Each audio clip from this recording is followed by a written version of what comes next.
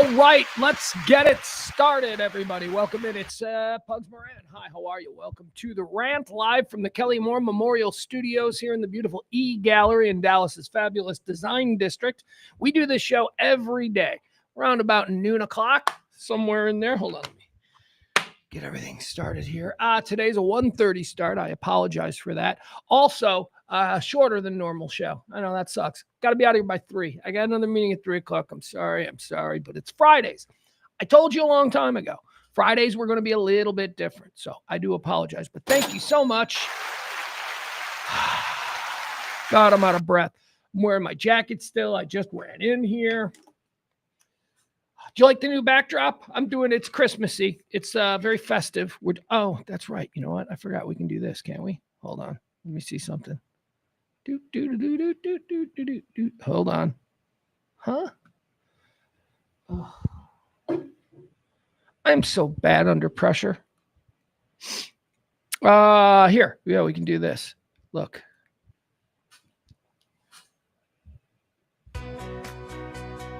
Christmassy, no? Except listen to how sketchy the music is. Like cuts out. At least it cuts out for me. I don't know if it's cutting out for you.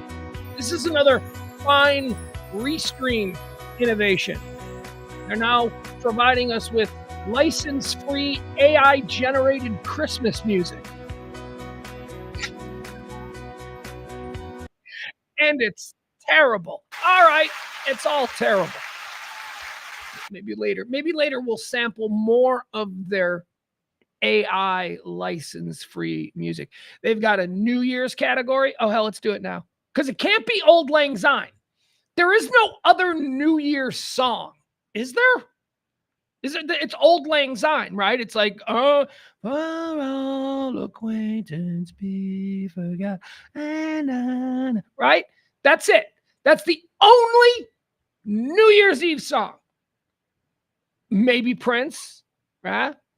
Maybe Celebration. No, it can't be Cool in the Gang Celebration. We can't give that to New Year's Eve and everything else. Celebration is applied to everything.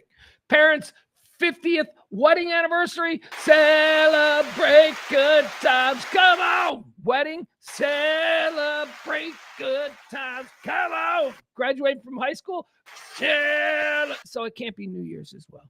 Prince's 1999, although dated at this point. So, all right. So there's only one known New Year's Eve song. Let's see what AI thinks a New Year's Eve song should sound like. Because honestly, I'm like, is this just going to be a variation of Old Lang Syne? Here you go. AI generated New Year's Eve music. Let's see.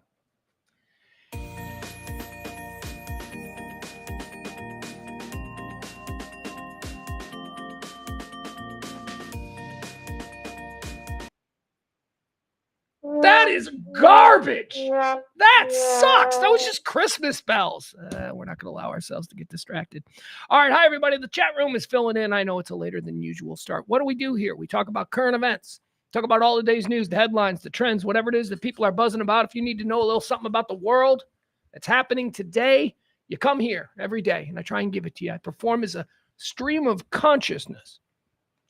What is a stream of consciousness, Pugs? Well, I'll tell you, a stream of consciousness is just me, a narcissistic middle-aged man, screaming into a stream camera every day about all the things that are happening. No stops, no breaks, nobody else to talk to. I don't play music. I don't stop down for a look at traffic. None of that. Just a stream of consciousness. Just me talking. Just me and you. Chat room's cool. We got a chat room.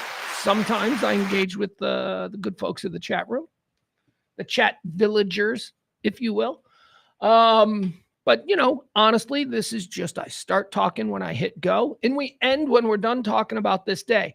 It does unfold in 4 segments. This is for your benefit, but also, if I'm being honest, it's so that I don't completely spin out. 4 segments. The first segment is called Antecedently on This Day.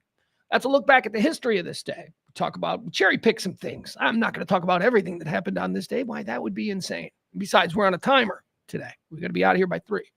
So I cherry pick some things, some interesting things that occurred on this day throughout history. We talk about them. Then we go to birthdays.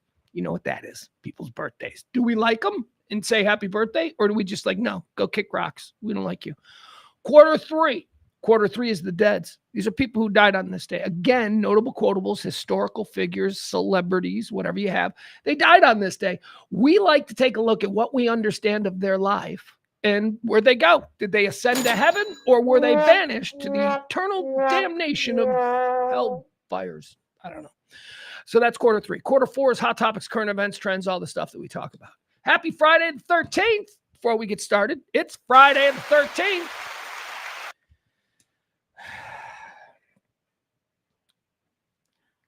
I honestly can't tell you if anything bad has ever happened to me on Friday the 13th.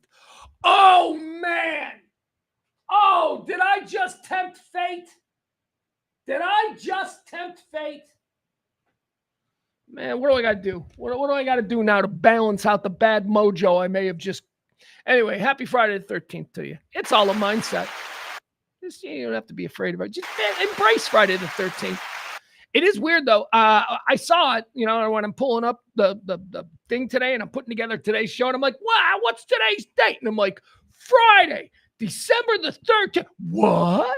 I was stopped dead in my tracks. I was like, oh, it's Friday the 13th. Anyway, we don't need to make any big deal about it.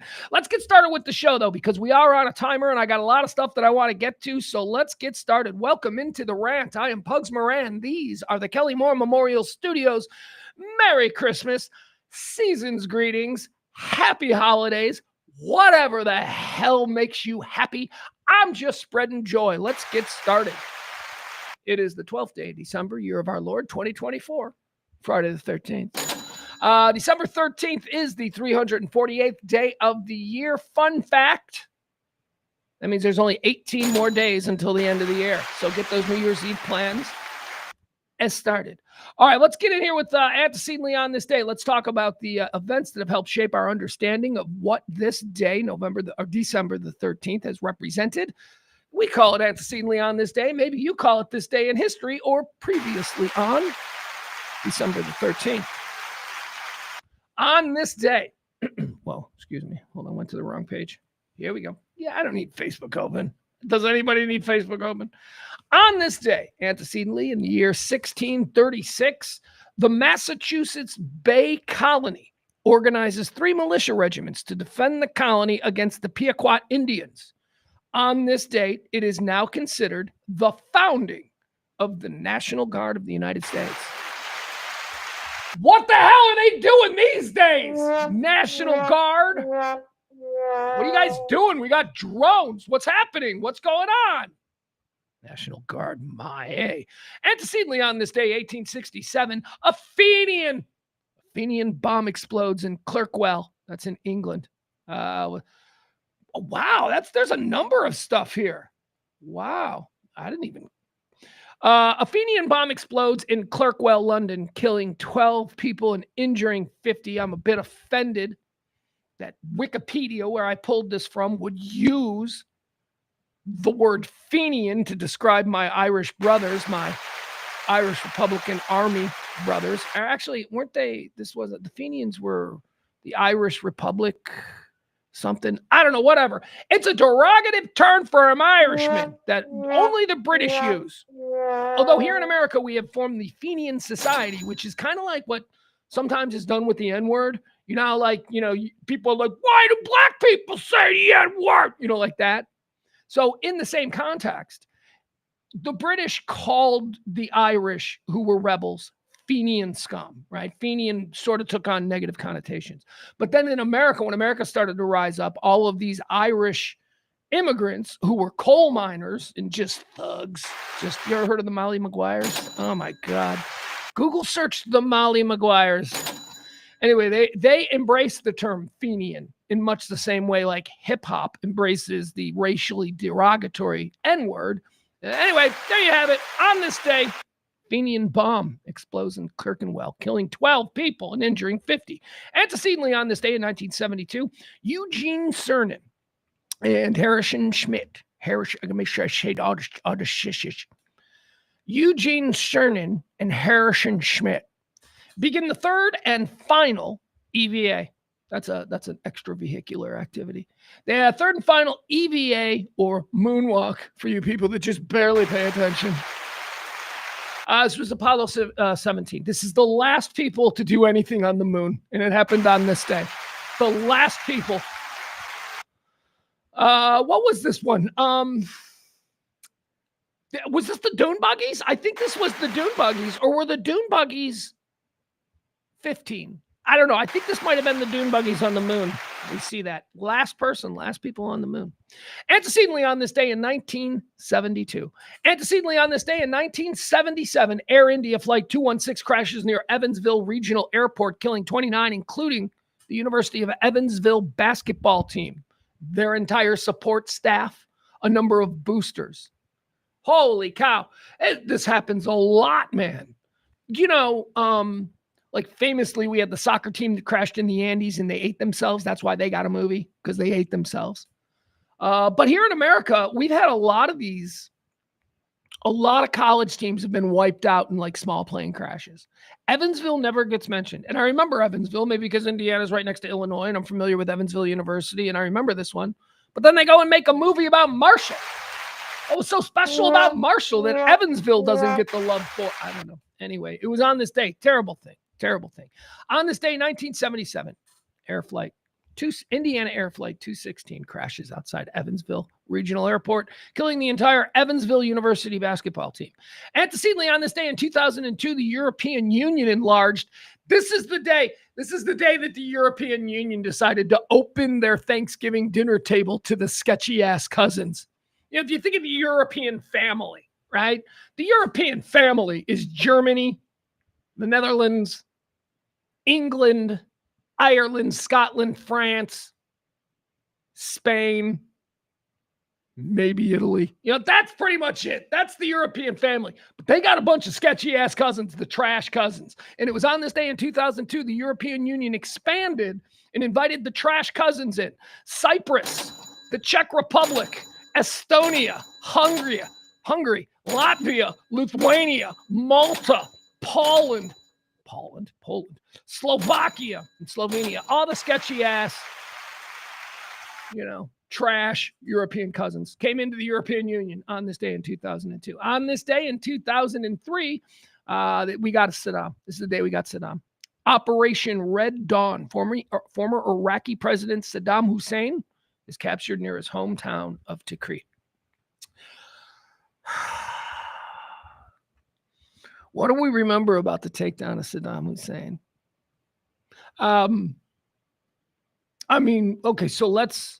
So Bin Laden was shot dead. Bin Laden was shot dead by a SEAL team. Hussein, I believe, was captured alive, taken on a military boat, a U.S. military boat, and then executed and thrown over the side, right? Wasn't that what they did with Saddam Hussein's body? I got to find this out now.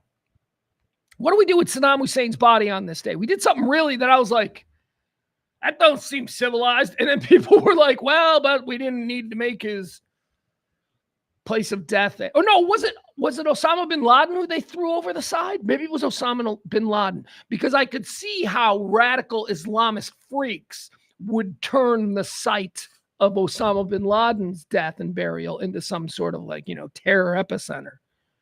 So they were with the idea would they throw the body over in the middle of the ocean. You can't have it. They wouldn't do that with Saddam. Nobody, he wasn't a religious leader. So there wasn't the fanaticism for Saddam. But let's see how he died. Let me see the death here. What do we do with him?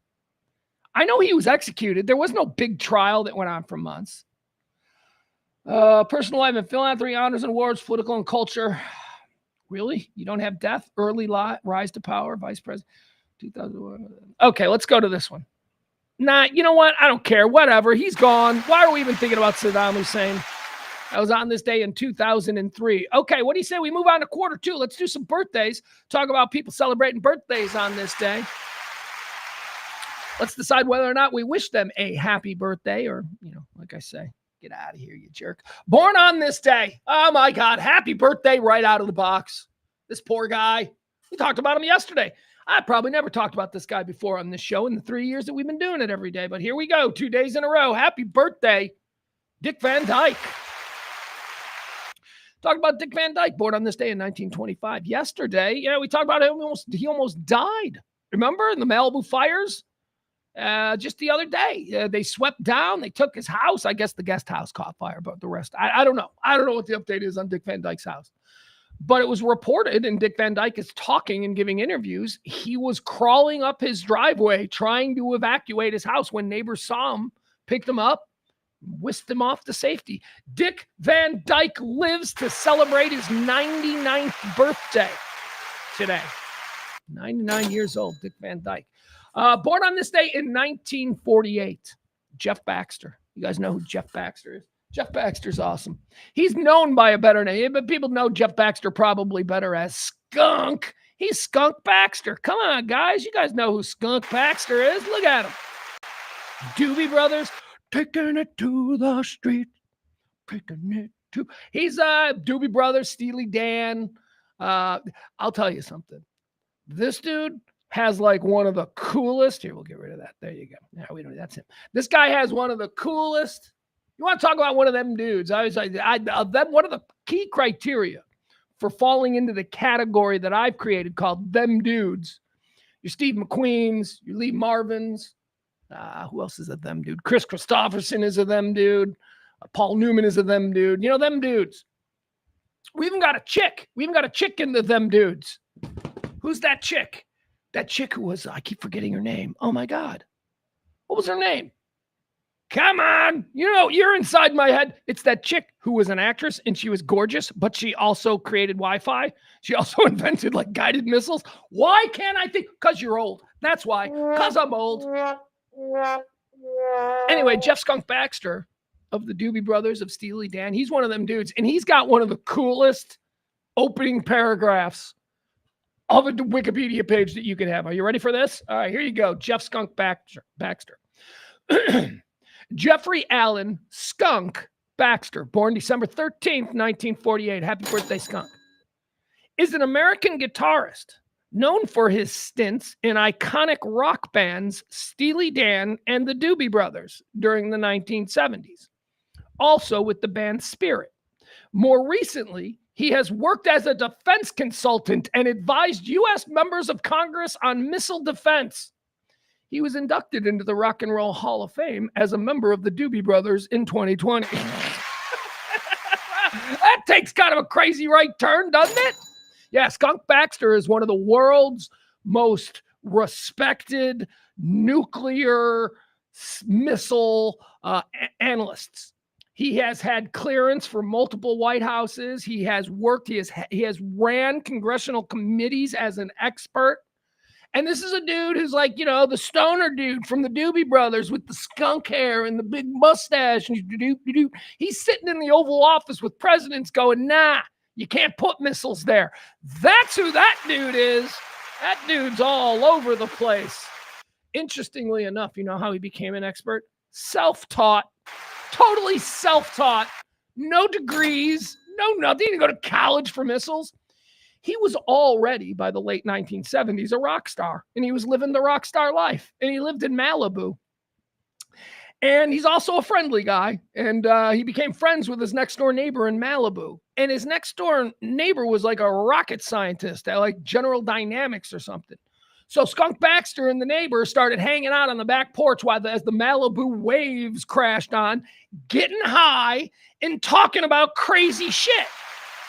And through these conversations, Skunk Baxter developed an interest in weapons systems and just on his own, over the course of the next 2 decades, became one of the world's foremost authorities on missile defense systems. Skunk Baxter, happy birthday, dude. You are one of them dudes. Skunk. Born on this day in 1957. How about Buscemi? Steve Buscemi. Got to appreciate him. Got to love him. I love Buscemi. I love everything Buscemi does. I'll tell you what I like most about Buscemi. I appreciate that he's one of the uglies. He's one of the ugly human beings that they allow to be a movie star or a TV star or whatever. He's not a movie star. When you're ugly, you're not allowed to be a leading man unless you're really funny. If you're really funny, then it's a comedy and nobody takes you serious and you're not going to win an Academy Award anyway. But, you know, you'll win the weekend in the box office and all that. But, you know, Steve Buscemi's ugly and they let him do drama. They let him do, you know, they let him have romantic. Him and Paul Giamatti. They let these guys have girlfriends and wives that are just smoke shows We all buy it because they're good actors. I love Buscemi. You guys ever seen Trees Lounge? That was the first time I ever saw Steve Buscemi, and I went, that dude is my new favorite actor. That guy is awesome. Trees Lounge is what? T-R-E-S. Lounge. T-R-E-S. Lounge. Yeah, now I want to see, now on Steve Buscemi's birthday, I want to watch an old trailer for Trees Lounge. I don't even know if it's called. How does it pronounce? It's so good, though. This was one of those like early, it was kind of like a Tarantino movie. The first copycat. Tarantino burst onto the scene and everybody went, wait, you're making movies different now? And Trees Lounge was one of those. And it was all unknowns. And it's like, now all the people in Trees Lounge are like, Steve Buscemi types. Anyway, let's watch this. This is so I can remember it. I just remember really loving that movie and it being the first time that I saw Steve Buscemi. Here you go. Trees Lounge. This is from like 1994, something like that. Take your foot off the gas. Let me listen. It's gonna stall out. Just for 1 second. Take your foot off. Come on. Hey, that's Artie Bucco. That's Artie Bucco, who would go on to be Artie Bucco from The Sopranos, and Steve Buscemi. All right, good luck. You lost your job? You should take over Al's truck. No, I don't really see myself driving an ice cream truck. You didn't try anything with Debbie, did you? Nothing happened. We just ended up making out like a couple of high school kids. Jerry, take it easy. She's 17 years old!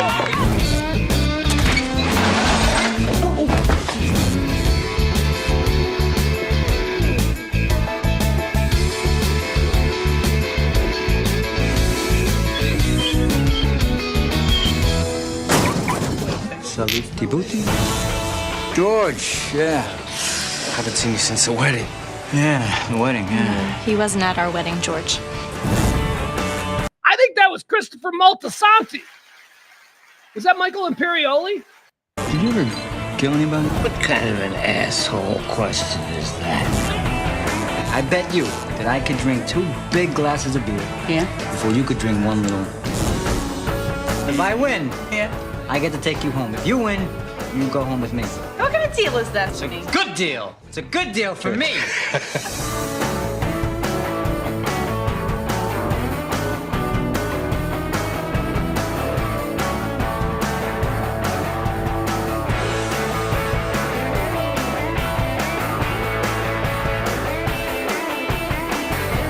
Could have been somebody instead of an ice cream man, which is what I am, let's face it. Is it Jerry Lewis? You thought that was Jerry Lewis? Trees Lounge. If you've never seen it, it's really good. It's just a fun movie about a loser dude. Oh, did I lose my camera? Yeah. Just a fun movie about a loser dude who hangs out in a bar. he's really all he wants is beer money because he only comes alive when he's at Trees Lounge, where he's like, he feels like he's himself, and he's an alcoholic, obviously, and they all are. But he drives a ice cream truck during the day. He's a loser. He's very funny. He's got big ideas. Trees Lounge. First time I saw him, and I went, you know what? That dude ain't going anywhere. That guy is so entertaining. Steve Buscemi, born on this day in 1957. Born on this day in 1960. Sack man coming. I'm your boy Dent. Richard Dent. Greatest sack machine I've ever seen. I know. God, he was good. God, for 4 seasons. 4 seasons, he was just unstoppable. Sack man coming. I'm your man Dent. MVP of Super Bowl 20. He just single-handedly destroyed the New England Patriots in that Super Bowl. Richard Dent was unstoppable for a period of time. And then he became very stoppable. And, that's what happens. Born on this day in 1960, Richard Dent, good old number 95. Born on this day in 1967, a guy that we're all happy survived, although still don't know exactly what happened, Jamie Foxx. Proud Texan, Jamie Foxx. Born on this day in 1967. Born on this day in 1975, Tom DeLonge, singer for Blink-182. Also, a serious ufologist. He likes UFOs. I got to tell you, I'm more familiar with his UFO work than I am his Blink-182 stuff, but okay, we'll move forward. Born on this day, hiccups. That ain't going to be good. I can already tell. We're battle hiccups here for a few minutes. Tom DeLonge, born on this day in 1975. Born on this day in 1989. Here's a big one. Here's the biggest one of the day. Yeah, and we already talked about Jamie Foxx. Who else do we talk about today when this person's the biggest one of the day? Talk about Jamie Foxx, Dick Van Dyke, an icon. We had that dude, Jeff Baxter, Steve Buscemi, Jamie Foxx, right? You're thinking Jamie Foxx is obviously the biggest star of all of them. Nope, because today is Taylor Swift's birthday. Taylor Swift, born on this day in 1989. Happy birthday, Taylor. I think you're hot. And a whole bunch of seemingly heterosexual dudes think you're a dude, which is distressing to me, but it's, like I say, since the election, whatever, nothing's off the table. Whatever you guys want to say, we're going with. Let's do Dead's quarter 3. It's time for us to move forward. Quarter 3. These are people who've died on this day. Shout out Jim Carroll. People who've died. We decide, where did they go? Heaven or hell? Let's get into the Deads. Dead on this day, 2006, Lamar Hunt, American businessman, oil man, co-founded the American Football League, world championship tennis. Who cares? He's Lamar Hunt. He's an oil man. He's probably a piece of garbage. I don't care that he ran the Kansas City Chiefs. I don't care that he was instrumental in the merger of the two leagues. He's Lamar Hunt, and screw him. He's going to hell.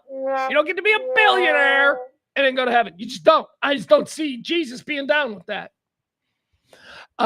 His position on moneylenders and whatnot, Anyway, antecedently on this day, 2016, Alan Thicke died. Alan Thicke, Canadian actor, songwriter, game and talk show host. What is that? Family Ties? No, wait. Which one was Michael J. Fox? And which one was Kirk Cameron? They were the Family Ties and Growing Pains. Boom. There we go. Growing Pains. Right? Alan Thicke. He was awesome. He was so vanilla and so cornbread, but there was like this twinkle there. There was like he could have been Dick Clark, but also he could be sleeping with your mom. Alan Thicke had like this edge to him he was wearing a sweater and all this stuff. There was an edge. That's all I'm saying. I always liked Alan Thicke. There was something about him. Anything else I got on it? Dropped out of a heart attack. Way too young. That's what happens. Your next breath is not guaranteed. Alan Thicke, dead on this day in 2016. Went to heaven. Put him in heaven. I like Alan Thicke. Good head of hair. Dead on this day in 2022, Stephen Twitch Boss. Stephen Boss. Twitch. The DJ from The Ellen Show, right? Was he The Ellen Show or was he like one of the other shows? I don't know. Let's just go with Ellen Killed Twitch. See if we can't get that started online. Twitch, I don't know anything about him. DJ, made people happy, dance, whatever. All right, there you go. Put him in heaven. What did he do? Did he kill people? No, right? No, he just probably OD'd or something. Is that what we're thinking? I put him in heaven. I put a lot of ODs in heaven. A lot of ODs, I think that I put them in heaven. I get straight up there. They got great programs, great rehab in prison. Prison. No, the opposite. Heaven. Great rehab in heaven. All right, guys, that's going to do it. One more time. Those are the first 3 quarters. Now it's time to get into the 4th quarter. These are all the hot topics and current events and things that people are talking about today. We stay away from politics, generally speaking. I don't like to engage with people who I believe have been radicalized, either on the right or the left. I believe 15% on the right are gone, never to be seen again. 15% on the left, same. 70% of us, man, 70% of us can do business, and we gather every day for that very purpose. By the way, let me say this show does run on your gratuities. There are no sponsors. There is nothing. We've been doing it for 3 years. You guys, when you like something, when you appreciate this kind of talk radio, fence post talk, neighbor talk, I'll still rage a little. I mean, it is called the Rant after all, but I get over it real quick. You can tip. And every day we look for the Big Tipper. The Big Tipper is awarded the title of executive producer for the next day. So let's give that to today's executive producer, Kimberly. Thank you so much, Kimberly. We just came out of our Pledge Week and hadn't really gotten anything. And Pledge Week covers the month. I'm always like basically broke after Pledge Week. And I don't push because it's like, that's unfair. It's like, I've made my bed. And then Kimberly comes in and she drops a nice tip and it's going to make things easier. So thank you, Kimberly. Appreciate you. Merry Christmas. All right, there you go. If you want to be tomorrow's or Monday's executive producer, all you got to do is be the biggest tipper. That's not that hard to do. So you can drop a little something either in the Venmo or in the Cash App. Either way, it goes to the same place. Help us out if you can. If you hear something you like, that's, again, how this show goes. All right, let's get started with the big stories of today, the stuff people are talking about, or at the very least, the shit that I'm interested in. First and foremost, we're going to talk about the drones again because we don't have any answers on the stupid drones. And now I'm looking at a picture of Luigi Mangione. We'll get to you, Luigi. But let's talk about the drones. So the New Jersey drones have been going on for 3 weeks. Everybody's been ignoring it for the last week. Now suddenly, everybody's falling all over each other trying to talk about the drones. Went out to a big birthday dinner last night. Woo! Went to Buca di Pepe. I love Buca di Pepe. It's such a... In Dallas, it's such a great Italian restaurant. In Brooklyn, not so much. In Chicago's Lily, not so much. In San Francisco, not. But for Dallas, it's great. No, it is. It's good. It's really good Italian food. The meatballs are delicious. I do like Buca di Pepe. So obviously, I thought, it'd be a great conversation for dinner. And great because it was a mixed party. It was a boy's birthday. It was a 13-year-old boy's birthday. Happy birthday! You are a teenager now. And so it's a mixed crowd of people, grandparents and stuff like that. So I'm like, I got to control the we got to make sure that we have a fun, lively conversation going here. We got to stay away from some things that we know are going to be landmines. We all think about these things when gathering with people. So I'm like, let's talk drones. And I start going in and we're talking about the drones. And because I'm thinking in my head, how you going to turn this into Biden, or liberal libtards? How's that going to happen? And I am telling you, within 30 seconds, man, we were off to the races. I was like, I did not see that coming. I did not see that angle. I did not see that. Anyway, we had a big conversation about the drones. Heard a lot of theories from a lot of people who see the world very differently than I do. So let's go with what I am thinking as of today, because it's changed from yesterday. Let's talk about what I was thinking yesterday. Honestly, what I have thought for about the last week. I believe that the New Jersey drones are first. Who are they? Let's do the who, what. Who are they? They're ours. They are absolutely ours. And why do I think that they're ours? Because the first question that comes up when we're talking about this situation that's now ongoing, going into a 4th week, the first thing that we say is, why aren't we shooting them now? Right? Everybody wants to know why we're not shooting. Why isn't the military up there shooting these things down? They're Iranian mothership Chinese. That's what people are saying. So let's address that. So why aren't they shooting them down? As I see it, there are only 2 options. They're not shooting them down because they're ours. Because at that highest level where the general is going to scramble the jets, he knows what's going on. The governor doesn't. The governor may not have that kind of clearance. The senators don't. Certainly the congressmen don't have that kind of clearance.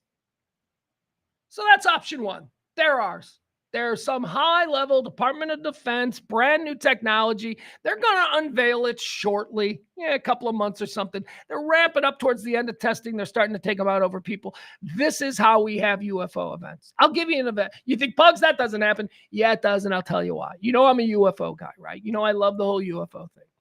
So for the first 30 years after Roswell, the UFO community described these anomalies in the night sky as flying saucers. They were flying saucers because everybody was seeing something that could be agreed upon was shaped kind of like a saucer. So that's what they were. They were flying saucers until the mid to late 1970s, when all of a sudden all of the UFO reports started to be flying triangles. They went from being flying saucers to being the now popular vision of the flying triangle. And that began that shift of what people were reporting seeing in their descriptions of UFOs. That changed around 1977, 1978. Okay. What accounts for that? Did the aliens, suddenly yeah, we got a new model of spaceship? I mean, was that it? No. What people began to report as UFOs in the 1970s, which changed the entire mythology of UFOs. Even to this day, UFO people are like, no, they're flying Vs. The reason people were seeing flying Vs in the late 1970s, early 80s, and reporting them as UFOs is because they were the stealth bomber. The stealth bomber was not public. They unveiled the stealth bomber in a very big thing in a new Nevada, Air Force base, and the whole world went, oh, and then they went, these are the things you've been seeing flying around, okay? So it's happened before, where we've tested out new technology, people have seen it, freaked out, and we haven't said anything about it. Yeah, UFOs, whatever. And then a couple of months later, okay, we're ready to tell you. So that's option one. It's ours. And that's why we're not shooting it down. Here's the second option as to why we're not shooting it down. Because we truly don't know what it is. We think it might be alien, from another planet. And you know what? We ain't going to shoot at them first. Because they can get to us and we can't get to them. So that suggests that they have some sort of an advantage. Think about that. Those are the two choices why we're not shooting it down. It's ours. Because if we thought it was Chinese or Iran, we'd shoot it down. But we're not shooting it down. Why? Because it's a multi-trillion-dollar prototype of some new tech. That's why we're not scrambling jets and shooting these things down. And we're also not telling governors and elected officials, and I'm sorry, but the mayor of Toms River does not have the clearance to know about the next step in our military drone warfare or whatever it is that we're doing. So that's what I think it was, and that's what I've been saying it was. It's ours. It's ours. I can't wait to find out what it is that we got, these new toys. Because remember, I'm all for seeing what our defense budget spends on.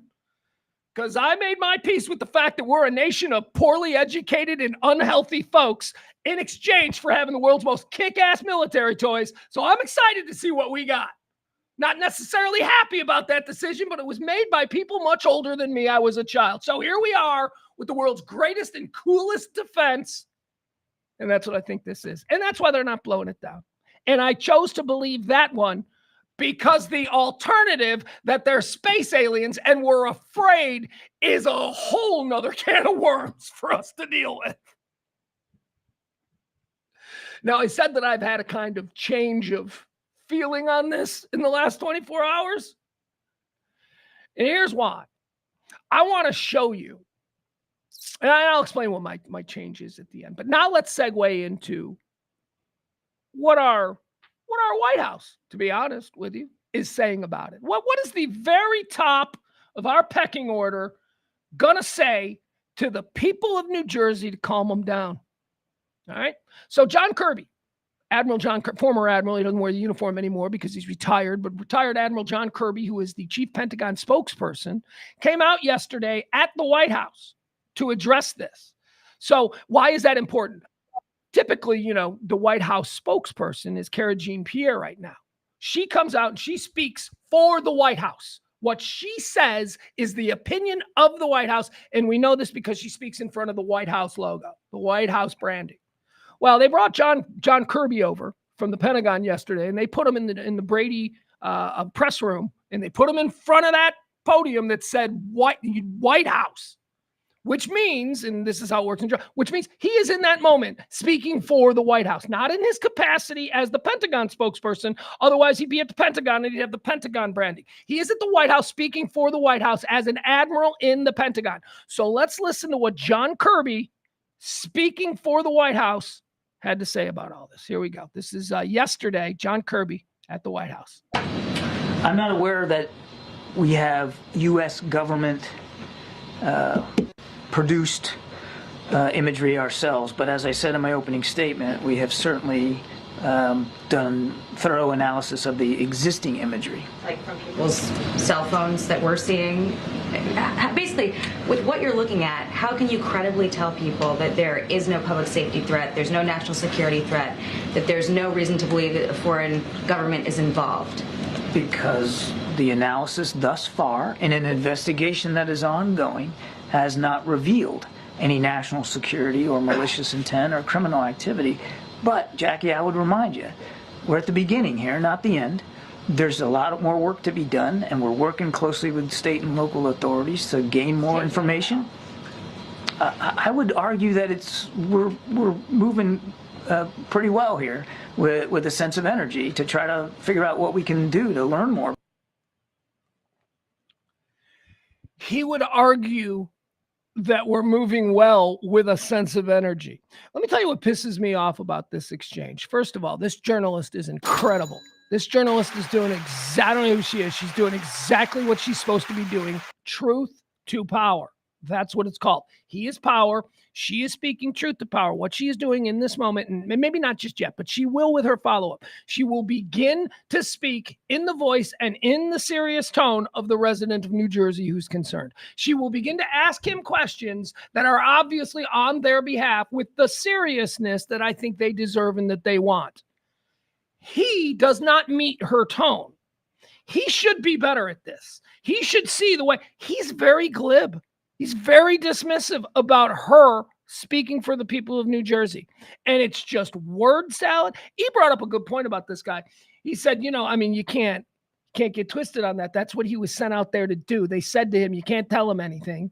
You're out there to get the arrows. So do your best job taking these arrows from these reporters. And this reporter is nailing him. And he is not meeting her tone. She is being very serious. This is a very serious subject if you live in New Jersey. And this is something that's happening to you every night and you have questions. I'm sorry, but we don't know what it is, but we're pretty sure there's nothing worried about. Nothing going. That's not going to make you feel good. So his tone needs to be different than the glib, dismissive tone that it is. It's very infuriating. About this. We're still in the middle of an ongoing investigation, and I'm up here explaining to you and let you know what we know so far, what we believe so far. If information comes to light that changes that characterization, then my goodness, we'll be the first ones to let you know. But right now, there's just no indication that this is some sort of foreign malign activity or in fact even criminal. Well, what I don't understand is, this has been happening since late November. I don't know that the law enforcement officials or residents in New York and New Jersey, or even the Democratic senators who wrote to Director Ray Mayorkas and the FAA administrator today, would think that this has been handled with a sense of urgency. But that being said, has the President or the Secretary of Defense issued any guidance to NORTHCOM or military installations to act on these systems if they're deemed to be a threat in any way? And what's the benchmark for that determination? So two thoughts. First of all, you're right, late November. It is now, the 12th of December. So I think it shows that we're moving on with this and we're going to stay on it. So I want to disabuse you of any notion that we're not taking this seriously, because we are. I can also tell you that if the President, as Commander-in-Chief, believed, based on the information that he'd been given, that there was a national security threat. What information has he been given? Just say, we know things that we can't say. Just say that. Just say, hey, look, I'm sure reasonable people out there understand that the general public does not get to know everything about our military and our secrets, okay? Everything is not for you to know yet. You get that, right? I mean, you do on some level, right? Farmer Bob doesn't need to know about the next type of nuke that we're going to use. No, he doesn't need to know where we are on that. These are top secret, okay? So we understand that. Reasonable people can understand that. He needs to come out and say, look, calm down. I know this is scary. Don't worry. There's not a threat. Why do you know there's not a threat? We can't tell you. Reasonable people understand this, right? That's all he needs to say is be straightforward. We'll go, well, yeah, okay. But he's not saying that. He's saying, we don't know anything about what this is, but you're totally safe. We don't know what it is. I mean, it could be aliens, it could be monsters, it could be Gamera, it could be Godzilla. We don't know, but you're totally safe. The president wants you to know you're totally safe. Fuck you. Fuck you, man. That don't fly anymore. I don't know if you saw the results of the last election, but you're bullshit. You're word salad. You're talking around. It's not going to work anymore. Play here, or even a public safety threat at play here. He would issue the appropriate directives to not only law enforcement, but perhaps even the military if that was needed. I want to go back to something I said at the top. Look at is, I want to go back. I want to go back to something. There's been no evidence of any of this activity in or near restricted spaces. That's not what the senators said in the letter. They said, in fact, that they've been observed maneuvering their critical infrastructure, sensitive locations, including reservoirs and military installations, and cited a concern from law enforcement about public safety threats because a medevac helicopter was prevented from transporting a seriously injured patient for care because of the presence of these drones. I stand by my opening statement. That I stand. She, in that moment, is speaking for the people who have questions. And look at him with that fucking smug look on his face. I stand by my opening statement. Make that make more sense? I stand by my opening statement. Can you make that make more sense? Because I think people in New York and New Jersey see drones the size of an SUV over their house every night and think that that doesn't make any sense. Certainly I understand why people would be looking at this and being concerned about it. We're concerned about it too, which is why we have the Department of Homeland Security and the FBI. We're concerned about it too. That's why we got. My goodness, looking at this, and we're taking it seriously. We understand. He knows something and he's just not telling us. He's too glib. He doesn't have a fear. He has no fear of what this is. He's not being serious. Is that what he's thinking? Is he thinking, if I just present someone who's not concerned at all, then people won't be concerned? No, because we don't trust you people anymore. We understand that people are concerned. We understand that they got questions. We got questions too. And we're working hard to get the answers to that. What I can tell you as we sit here today, at 2:16 in the afternoon on the 12th, is we haven't seen any indication thus far that there's a public safety risk, and we haven't seen. The government know what they are. We are still investigating this. I can't tell you definitively. I cannot characterize for you definitively what these sightings are. I can just go back to what I said at the opening. We've looked at the imagery. We can't corroborate some of the reported sightings through our own expert analysis using sophisticated detection techniques, but that doesn't mean that. We're putting our pen down here this afternoon and calling it a day. We're going to keep at this. What are you doing though? We are continuing to investigate it, as I said in my opening statement, 2 federal agencies, as well as the United States Coast Guard and state and local law enforcement officials, which we are staying in close touch with. Picking up on drones, has it reached a level, or is there a level determined by which the president or the administration, more directly, would prohibit any use of the airspace, since it is regulated, for drones for a period of time to try to figure out who they are and to remove this anxiety that people in the Northeast are feeling? I don't know that we're at a stage right now where we're considering that sort of a policy option, but I can tell you that we're going to keep an open mind here, and I think whatever policy options we determine are appropriate will be informed by the investigation. And thus far, in this early stage of the investigation, there's just no national security. All right, so that's the bullshit of it. There is no national security threat that we see. Now, what gives them the confidence to say such a thing when asked what these things are? They say they have no idea. So they can't speak to its intention. They cannot speak to whether or not it is a threat or if it's nefarious in nature, because they've told us time and time again that they don't know where it is. My God.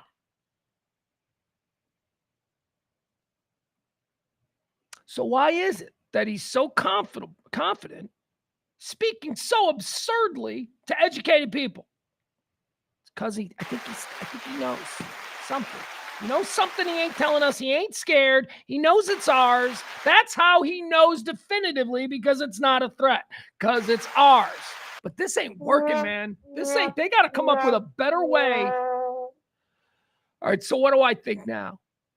I'm starting to think that there is a third option. Remember the first option? It's aliens and they're afraid of them and they don't want to fire on them or shoot them down because that's scary. That's bad.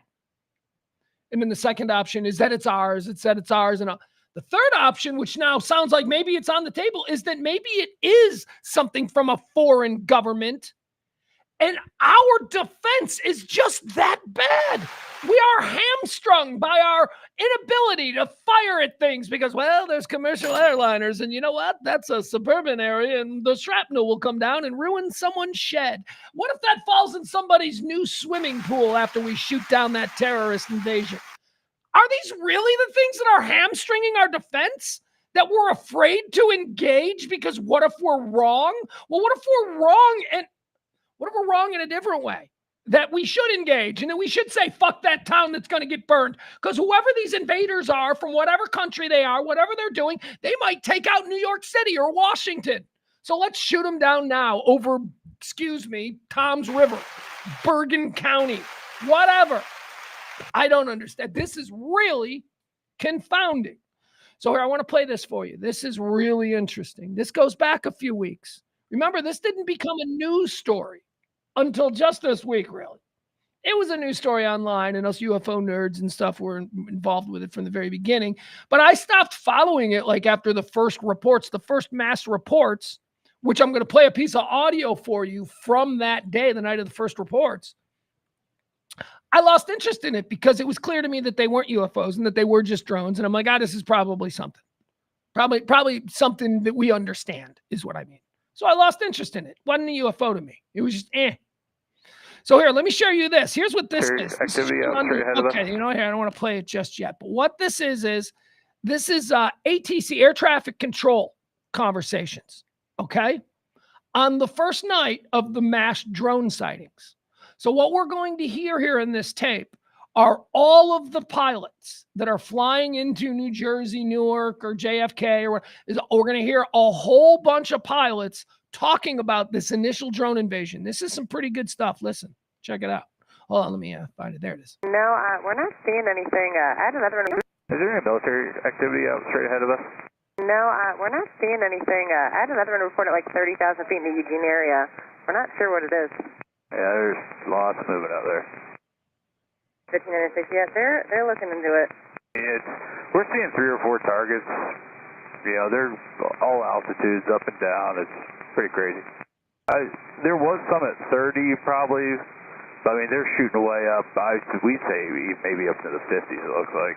Is there traffic actually out about our 2 to 3 o'clock, about, I don't know, 20, 30 miles? No, is that the 4 different lights going up and down? I'm getting a few reports, but you're seeing it right in front of you now too as well? It's 2 to 3 o'clock off, about 2 to 3 o'clock from our position. Looks about 20 miles going in circles. All right, there you go. That's I always like to hear those things because I consider pilots, even though I know a number of pilots, but for the most part, pilots are, to me, serious people.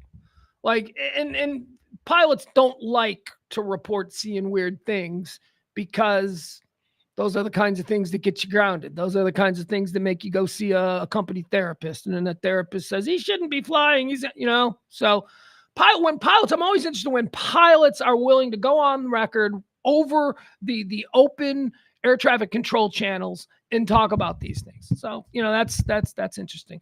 What else do we have? Or do we have anything else on the drone? Oh, here's some new good drone footage. Let me see what this is. I don't have any notes on it. It just says good footage. This is from December 6th, though. This is not. Oh, this is good footage. Okay. So this is from December 6th, but this is some of the best, at least close up. You get a look at the drone. Some of the best footage we've seen. Here we go.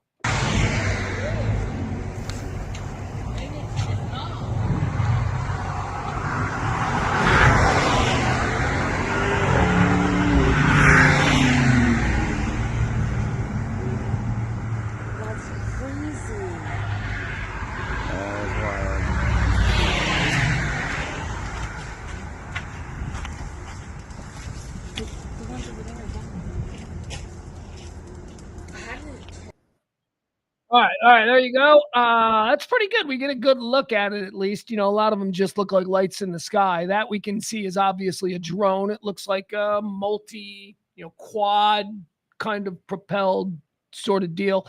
Okay, that's it. I don't know what else we have on the drones other than nobody's talking. And I don't know. I'm not sure now. Is Is it a foreign adversary and our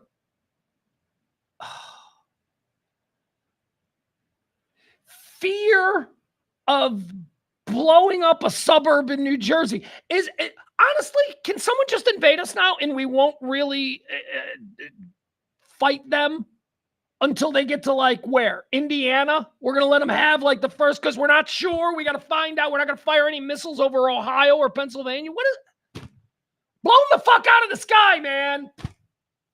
But we're not doing that. I think it's ours. I think we're not blowing them up because they're ours. And we're like, no. Do you know how much taxpayer money has gone into these things over the last 10 years? And you just want to blow them up? Some New Jersey state cop wants to blow it out? I don't think so. I don't. $1.5 billion in R&D in the first 6 months alone. Yeah. All right, what's the latest on Mangione? All right, Luigi Mangione, the handsome killer, assassinated Brian Thompson, United Healthcare CEO, which something so interesting was said last night at the aforementioned dinner. Remember I told you I went to a birthday dinner, Buco de Pepo. Something real interesting was said at that dinner by E, the artist, E Gallery. Yeah, he said something real interesting. And he had a really strong way of like framing his argument for it. And I thought, man, that is really interesting. So I'll tell you that first. E, a lot of people may not know, he used to be in the hospital business. He's hospitals and imaging centers. Yeah, like imaging centers, and you go and you need your MRIs and all that. So he got out of that business because of the practices of healthcare and all that stuff. I mean, he was operating a business at the end there where they were just doing it for cash, because as he explained it, the way the health insurance companies make their money, it's crazy. It's crazy. Just from the guy who sticks the people in the MRI machine, charges the people this much, the company charges them this much. Like that one MRI will show up for the healthcare provider as a bill of like $1,500, but in reality, it's only like $200. But there's there's that difference. There's that margin. It's crazy. Anyway, he was explaining to me, that's not the point. Here's what he said that I thought was so interesting. He said, I'm getting tired of seeing these people on the news refer to this guy as a healthcare executive. He wasn't a healthcare executive. He was an insurance executive. And there are very different connotations with those two job titles, especially with the average rank and file person. Now, both of them in 2024 may not be great. A healthcare might be a thought to be associated with, the horrors of healthcare, which wouldn't be wrong. But truthfully speaking, a healthcare executive would be somebody who runs and manages a hospital or runs and manages doctors and nurses and all that. Nurses are healthcare professionals, doctors, phlebotomists, imaging technicians. They are healthcare professionals. What Brian Thompson did was ran an insurance company. Now, the insurance they specialized in was medical insurance, but he is not a healthcare professional. And he went on to say, and I thought this was fascinating, it's almost as if the mainstream media is trying as hard as they can to lessen what people think about the victim, Brian Thompson. And he is a victim. But it's like healthcare is call him an insurance executive and people are like, those fucking guys suck. Call him a healthcare guy and it's like, oh, healthcare professionals. Remember during the pandemic, we all rang bells for him at 8:00? And I thought that was interesting. He's like, call him an insurance executive. He's an insurance company executive. He's not a healthcare professional, okay? He's a bean counter.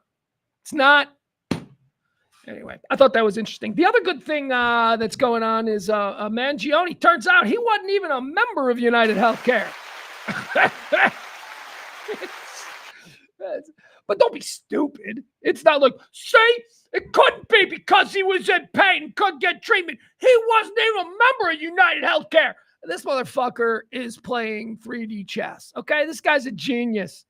Yeah, who knows who his healthcare company was? But you know what he knew? He knew that United Healthcare was like the biggest. Symbolic. This killing of Brian Thompson wasn't personal because Brian Thompson said he couldn't have a surgery that he needed. This was about his overall frustration, I believe, with the healthcare industry. Brian Thompson was symbolic, which leads us to the question, were there more? This dude was found at that McDonald's with a whole manifesto. I don't know what we've seen of the manifesto. I've only seen little pieces, and I don't know his full extent of writing. I don't know that anybody else was ever named. I don't even know that Brian Thompson was named, other than when he said, I mean, not named specifically. I don't think he said his name. I think he was just symbolic of this major healthcare company that's causing all this problem. Certainly, I believe that he had problems. He was in a lot of pain. But yeah, so the killing of Brian Thompson to me seems more symbolic, like he was. And when he was caught in that McDonald's, still having the gun, still having all the little accoutrements that he used, the fake IDs and cash and all that, I think there were more. I think he was looking for the next one. And what was he doing in Altoona, Pennsylvania? He doesn't belong in Altoona, Pennsylvania. Altoona, Pennsylvania is like an hour outside of New York City. He left 5 days ago by bus. What was he doing? He lived in Maryland. He was from Maryland. It's not, I know that, it's not Texas. It's right next to each other, but it's not. Altoona, Pennsylvania, still different states and all that. So I don't know. I think this dude was going to keep going.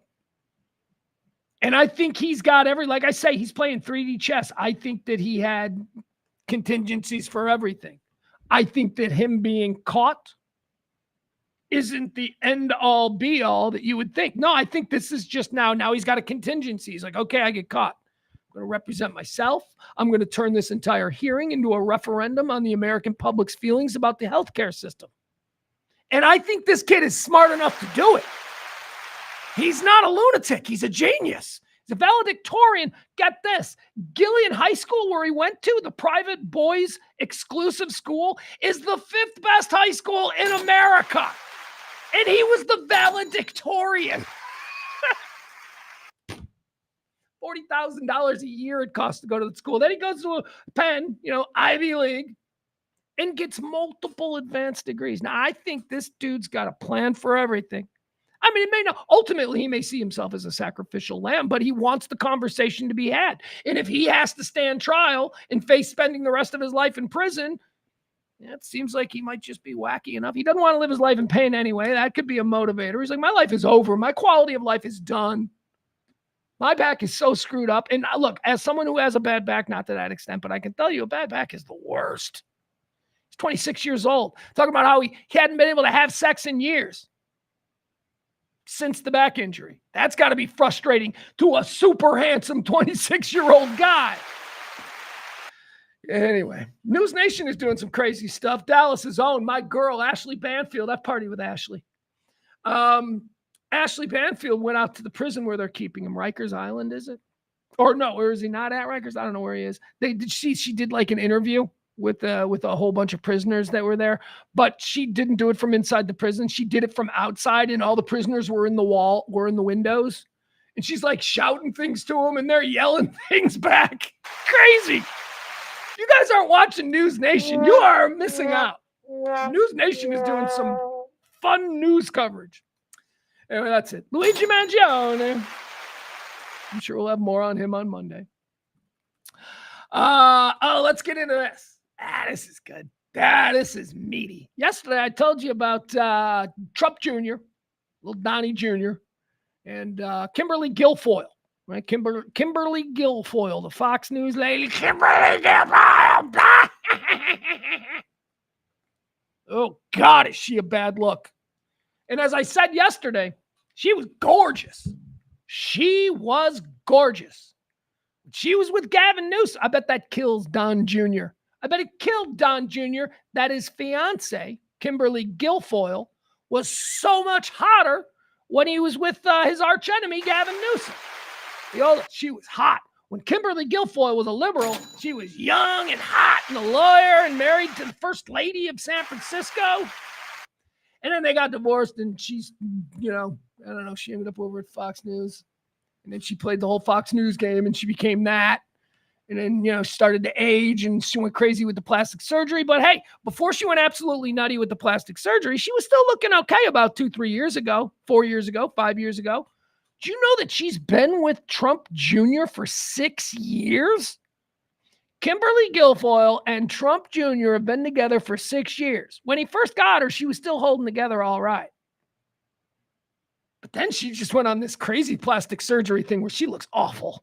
And he ain't going, no, he doesn't need to be with her. Anyway, here's what I think happened. She didn't start the crazy plastic surgery and the giant, lips and all the gross stuff that beautiful women are doing to just accelerate them not being beautiful anymore. My plastic surgery buddy hates me when I go on these rants, but he didn't care. As long as I stay not influential, as he likes to point out, you're not influential enough for me to be upset about it, but you really ought to. I love Schwartz. So here's what I think happened. Did you know? I didn't know this. Did you know Kimberly Guilfoyle was 9 years older than Don Jr.? I think here's what happened. I think 6 years ago, I think she was great 6 years ago. She's probably in her mid to late 40s, holding together like a champ because she's a beautiful woman. But then suddenly she sees an opportunity to become the daughter-in-law of the President of the United States. Don Jr. puts a ring on it. They're like, we're engaged. I'm like in the inner sanctum of the Trump family. That's pretty intoxicating to somebody who's seeking power at any cost. And that's what I think she was. I think she's always been that. I mean, how do you marry the how do you find love and admiration? And he's so wonderful and brilliant. How do you find that with someone like Gavin Newsom and Don Jr.? And I'm not making a judgment on either. I'm simply pointing out they are vastly different individuals. So, that to me tells me that she's just hopping. She's just looking for the best.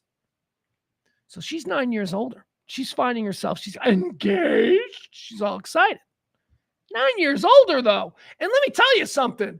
That doesn't seem like something the Trump family's big on. The dude marrying a woman who's like way older, Dad doesn't respect that. Nobody has been better at getting younger at the position than Donald Trump. We've been watching it for 40 years. From Ivana or Ivanka? It's Ivana. From Ivana to Marla, we all understood it. Ivana started to get old. And then suddenly Marla, we're like, yeah, all right, he's Trump, man. So he dumps Ivana. He goes with the younger woman. And then he dumps her. He goes with the younger Melania. I'm telling you, Melania, he lives 20 more years. He can be married again.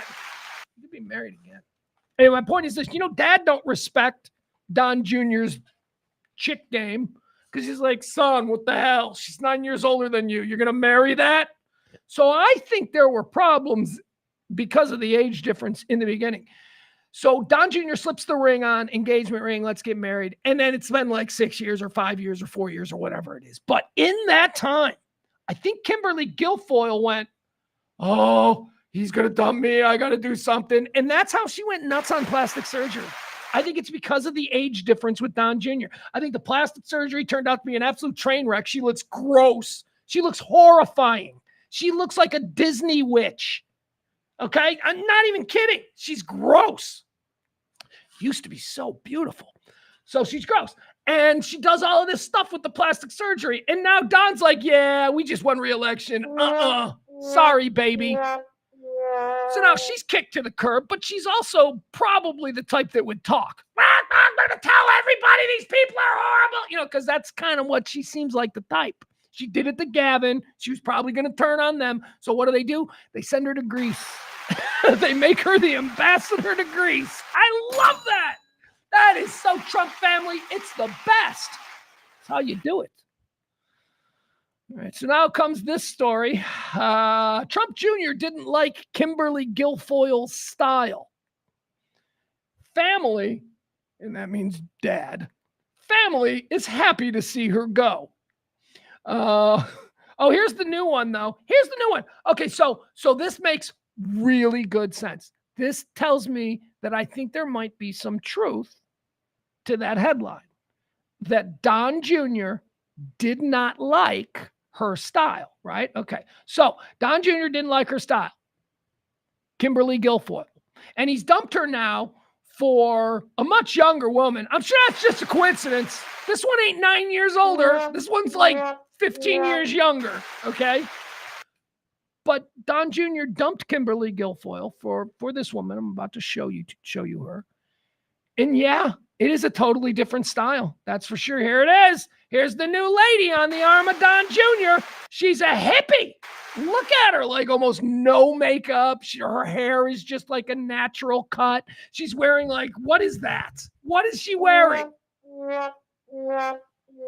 So anyway, isn't that interesting? I mean, if he's going to say, yeah, I didn't like Guilfoyle's style, I'm with this now, you can go, yeah, that makes sense because they are two completely different looking women. Guilfoyle looks awful. She looks like one of these stupid Fox News women who are, for some reason, at 7 o'clock in the morning, dressed like they're going to prom. I don't understand the outfits. It's 6 o'clock in the morning. You're on TV. You should be wearing business attire or some kind of casual morning thing. You're dressed like you're going to your prom at 7 o'clock in the morning, Fox News women. What the fuck? Anyway, that's what she does. That's what Guilfoyle does. This chick doesn't look like she does that, which is definitely an example of different style. All right, let me go back to this story. Let's find out some of these cool details on how the dumping occurred. Donald Trump Jr. has publicly confirmed neither a breakup from longtime fiancée Kimberly Guilfoyle nor a new relationship with Palm Beach socialite Bettina Anderson. But sources close to Trump, 46, and the family of President-elect Trump are opening up to People magazine about the reasons Trump became tired of his 6-year relationship to Guilfoyle, 55, and began dating the younger Anderson about 6 months ago, right under Guilfoyle's nose. So he's like engaged to Guilfoyle, and then he's showing up at parties. See, that's what they're trying to avoid by sending her to Greece. There's going to be a whole lot of Trump events where Guilfoyle would be there and Don Jr. would be there. But now Don Jr.'s there with Bettina, the cute little like hippie girl. He's showing up with her. You know Guilfoyle would have made it weird. So they sent her to Greece. I love it. Greece. Sources close to Trump Jr. say the family is happy that they're gone. A 6-year relationship. He began dating the younger Anderson right under her nose about 6 months ago. It turns out that Trump Jr. didn't like Guilfoyle's style, including all the tight dresses, a political source told People magazine or People in another report. Don Jr. felt that the 39-year-old Anderson, with her honey blonde hair and waspy model looks, would impress his father and perhaps make her a more ideal romantic partner. I'm telling you, man, I said that yesterday. That's so obvious. Yeah, Don Jr. wants to impress his father. Donald Trump doesn't think Kimberly Guilfoyle is hot. He doesn't. That's probably really important to Don Jr. That his father be like, you hitting that kid? Good job. That's probably important.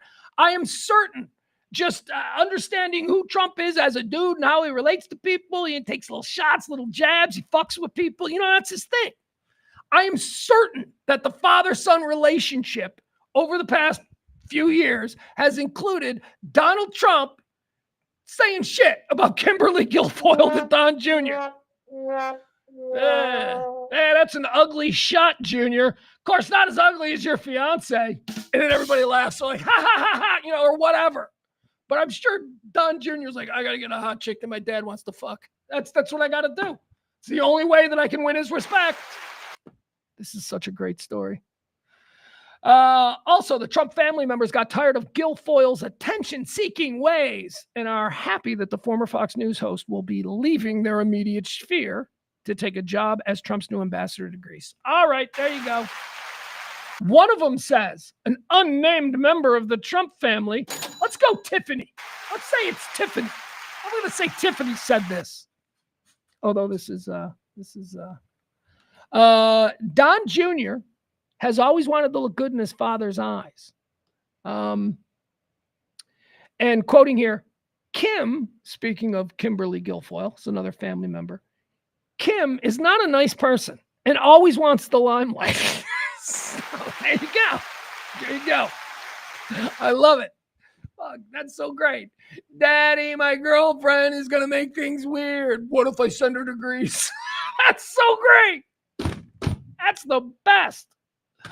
Oh, man. You guys. I got 1, 2.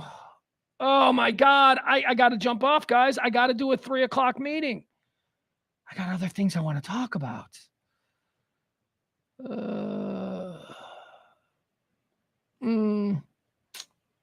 All right, I'm sorry. I'm going to have to end this show here in the next couple of minutes. I'm not going to be able to get. I'm going to run through a couple of things really quick.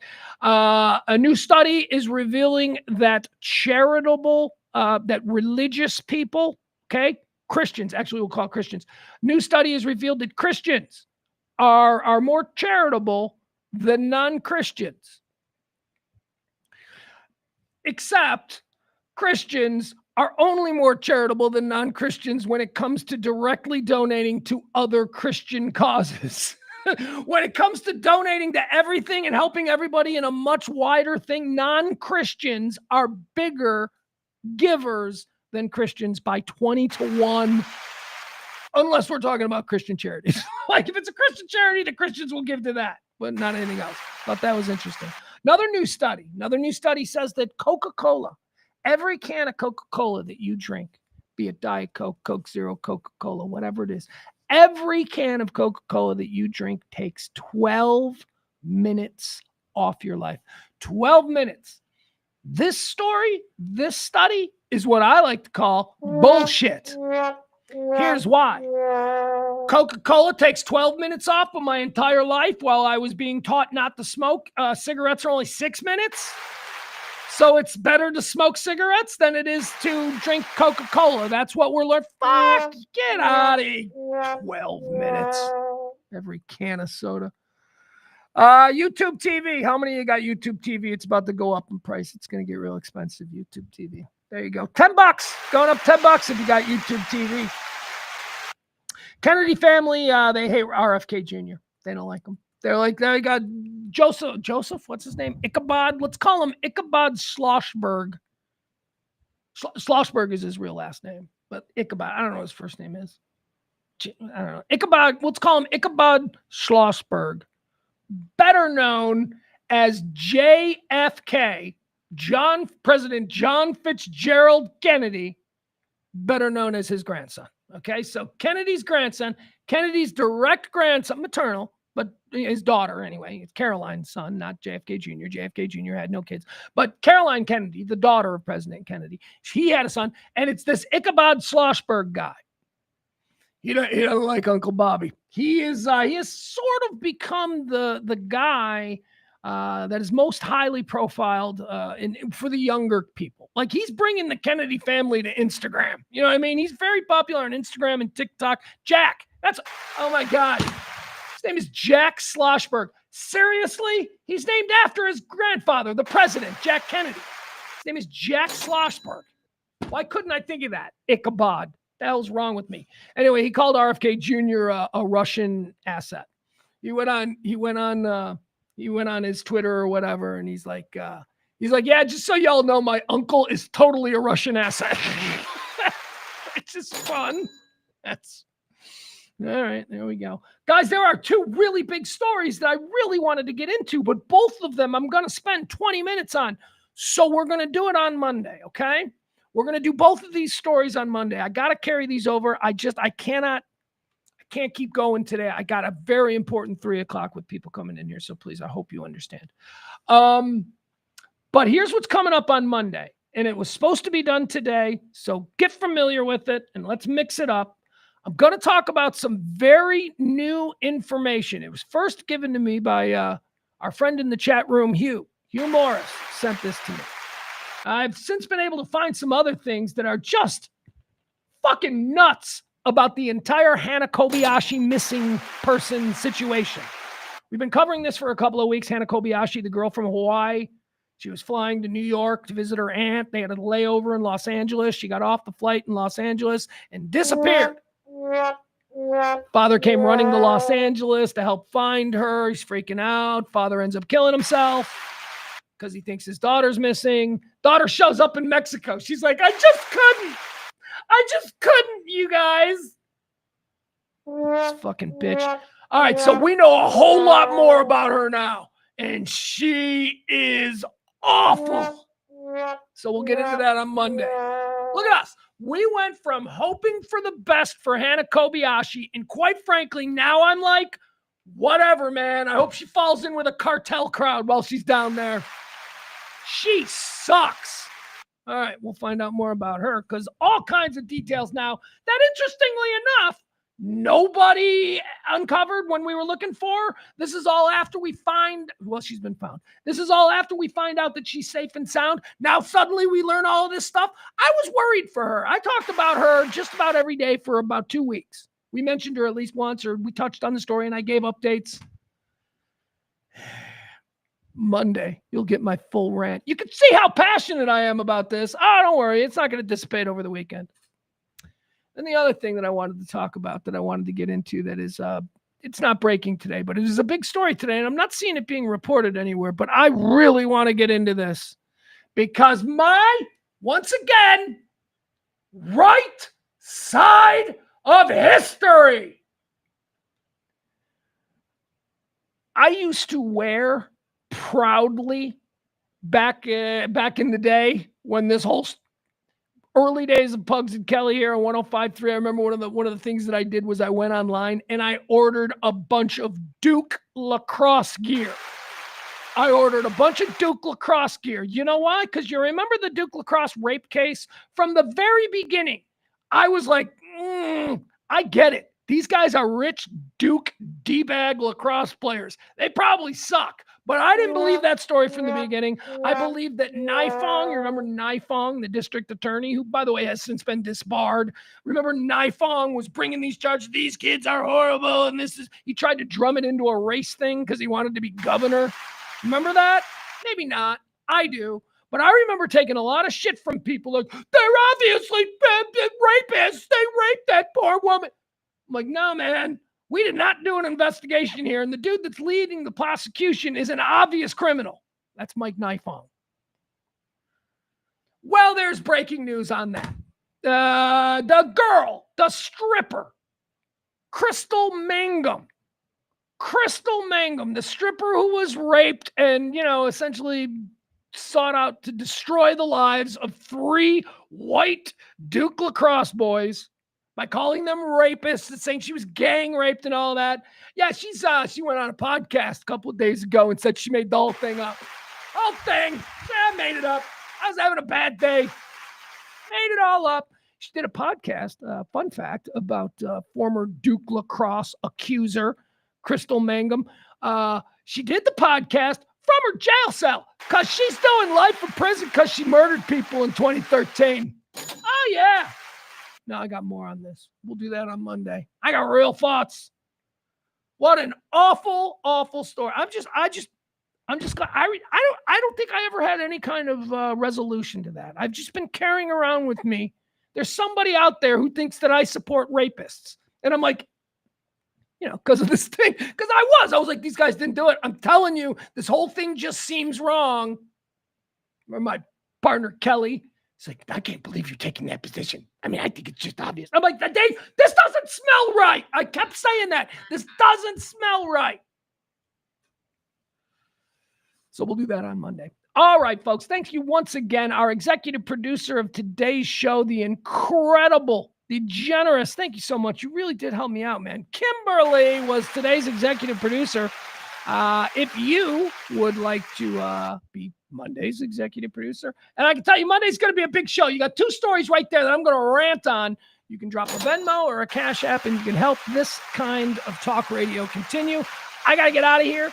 I got a meeting in 5 minutes. I love you guys. Have a great weekend. We'll be back on Monday. This has been The Rant with me, Pugs Moran, from the Kelly Moore Memorial Studios in the beautiful E-Gallery. Check out RadioMisfits.com for all your podcast needs. And coming soon, Radio Misfits Dallas.